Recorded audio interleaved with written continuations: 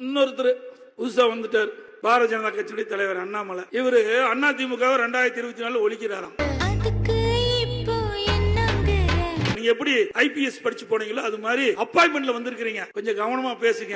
அதிமுக ஒரு மாதிரியான கட்சி. அவங்கள சாதாரணமா நினைக்காதீங்க, அவங்க ரொம்ப கிறிஸ்தவம் முடிச்சவங்க.